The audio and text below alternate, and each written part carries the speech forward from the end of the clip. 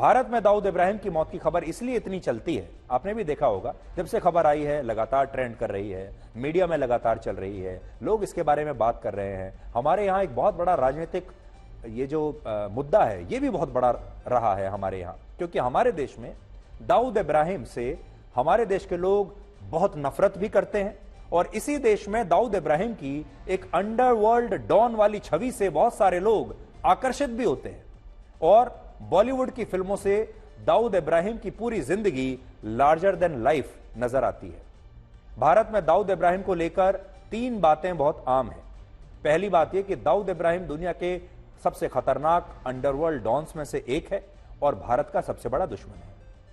दूसरी बात, दाऊद की डी कंपनी से बड़े बड़े गैंगस्टर्स और माफिया भी डरते हैं। तीसरी बात, दाऊद इब्राहिम एक जमाने में मुंबई पर राज करता था। उस जमाने के बहुत सारे बड़े बड़े क्रिकेटर्स, बॉलीवुड के बड़े बड़े स्टार्स दाऊद को कभी किसी चीज के लिए ना नहीं कह सकते थे। 1980 और 90 के दशक में दाऊद की जो पार्टीज हुआ करती थीं, उन पार्टियों में बॉलीवुड के बड़े बड़े फिल्म स्टार्स, बड़े बड़े डायरेक्टर्स शामिल हुआ करते थे और दाऊद इब्राहिम के साथ क्रिकेट के भी कई खिलाड़ियों को तब अक्सर देखा जाता था। बड़े बड़े फिल्म स्टार्स दाऊद के यहां पर हाजिरी देने के लिए जाते थे और आज भी जब दाऊद इब्राहिम की बात होती है तो लोग दाऊद इब्राहिम को इन्हीं तस्वीरों से जानते हैं। यह तस्वीर जो मैं आपको दिखा रहा हूं, यह उस जमाने में शारजाह में खेले गए उस मैच की है जो वर्ष 1991 में भारत और पाकिस्तान के बीच खेला गया था शारजाह में, और वहां पर दाऊद इब्राहिम इस तरह यह मैच देखने के लिए आया था। और हमारे देश में न जाने कितनी पीढ़ियां दाऊद इब्राहिम की इसी तस्वीर को देखते देखते बड़ी हुई है। उसके बाद दाऊद इब्राहिम पर हमारे यहां बड़ी फिल्में बनी हैं और दाऊद इब्राहिम की एक लार्जर देन लाइफ छवि हमारे देश के लोगों के सामने फिल्मों के जरिए प्रस्तुत की गई। दाऊद इब्राहिम को बहुत पहले से यह बात समझ में आ गई थी कि भारत में 2 ही चीजें चलती हैं और वो है क्रिकेट और सिनेमा, और अगर उसने इन पर अपना प्रभाव जमा लिया तो वो रातों रात मशहूर बन जाएगा, लोग उसे कभी भूलेंगे नहीं। और बाद में यही हुआ, क्योंकि दाऊद को मशहूर होने का बड़ा शौक था।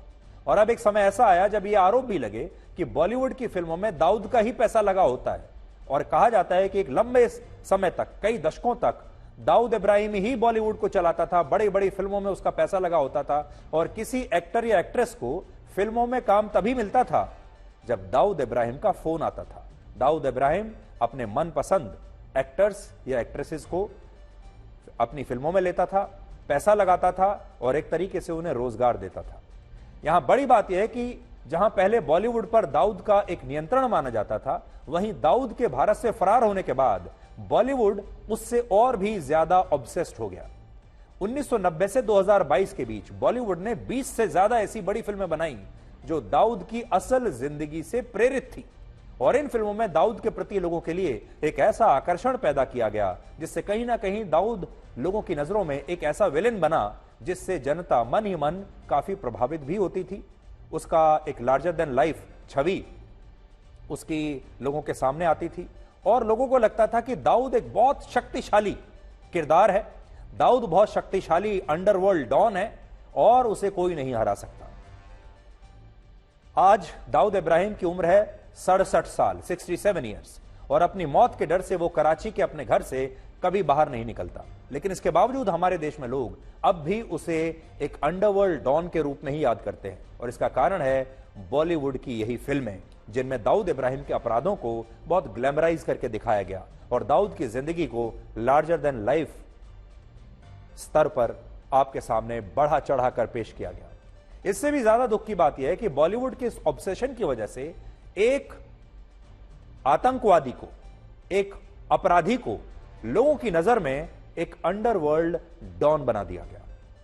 आज भारत में आम लोगों से लेकर मीडिया, यहां तक कि बड़े बड़े नेता भी दाऊद इब्राहिम को अंडरवर्ल्ड डॉन कहकर पुकारते हैं, जबकि दाऊद इब्राहिम को हमें सिर्फ और सिर्फ आतंकवादी कहकर पुकारना चाहिए। यह एक अपराधी है और यह एक आतंकवादी है। वर्ष 1993 में मुंबई में जो सीरियल बॉम्ब ब्लास्ट हुए और जिनमें 257 लोग मारे गए थे, उस आतंकवादी हमले के पीछे यही शख्स था दाऊद इब्राहिम, और यह 20वीं सदी में भारत में हुआ सबसे बड़ा आतंकवादी हमला था, जिसमें जैसा मैंने आपको कहा 250 से ज्यादा लोग मारे गए। लेकिन इसके बावजूद लोगों ने दाऊद इब्राहिम को कभी आतंकवादी दाऊद इब्राहिम नहीं कहा और इसका सबसे बड़ा कारण है हमारी बॉलीवुड की ही फिल्में और हमारे देश की राजनीति। आपको जानकर हैरानी होगी कि दाऊद इब्राहिम वर्ष 1986 में, यानी आज से 37 वर्ष पहले, भारत से दुबई के लिए फरार हो गया था। और उस समय देश में राजीव गांधी की सरकार थी और महाराष्ट्र में भी कांग्रेस की ही सरकार थी। उस समय मुंबई पुलिस की एक टीम ने हत्या के एक मामले में दाऊद इब्राहिम को गिरफ्तार करने के लिए उसके ठिकाने पर रेड की, लेकिन दाऊद बहुत उस समय वेल कनेक्टेड था। दाऊद को इस रेड की जानकारी 10 मिनट पहले ही मिल गई, क्योंकि बहुत सारे मुंबई पुलिस के लोग तब दाऊद के साथ मिले हुए होते थे। इसलिए दाऊद भागने में कामयाब हो गया और ऐसा कहा जाता है कि वो पहले दिल्ली आया और दिल्ली होते हुए वो दुबई फरार हो गया।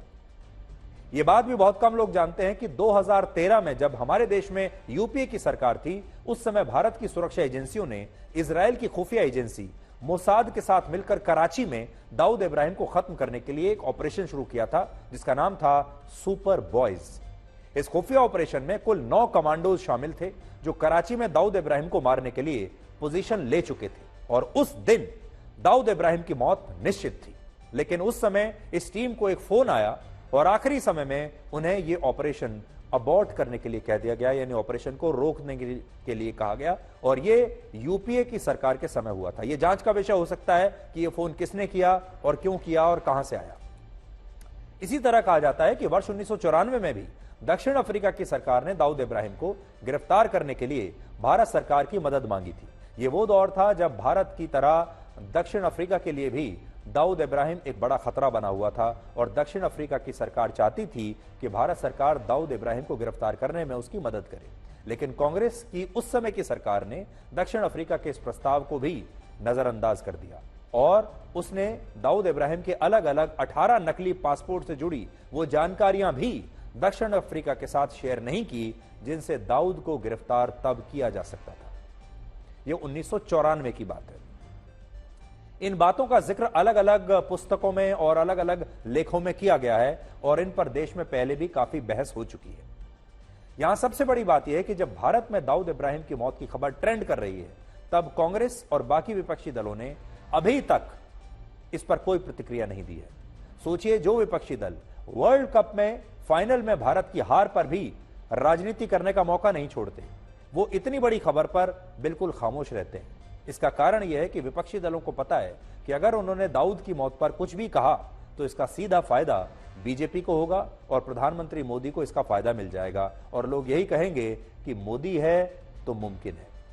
आपको याद होगा, कनाडा में जब खालिस्तानी आतंकवादी हरदीप सिंह निज्जर मारा गया और कनाडा की सरकार ने इस पर आरोप भारत सरकार पर लगाया उसकी हत्या का, तब भी विपक्षी दलों ने इस पर कोई बयान नहीं दिया था, क्योंकि विपक्षी दल जानते हैं कि यह एक ऐसा मुद्दा है जिससे प्रधानमंत्री मोदी को ही फायदा होगा।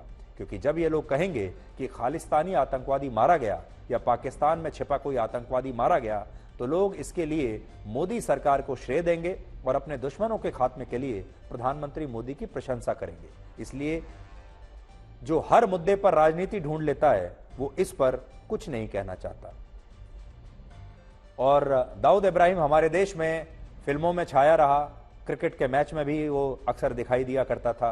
उसने हमारे देश में आतंकवाद के जरिए न जाने कितने परिवारों को तबाह किया।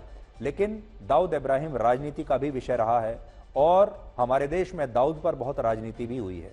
और आज भी लोगों को इस बात का इंतजार है कि इस सरकार के रहते रहते दाऊद इब्राहिम या तो भारत वापस लाया जाए।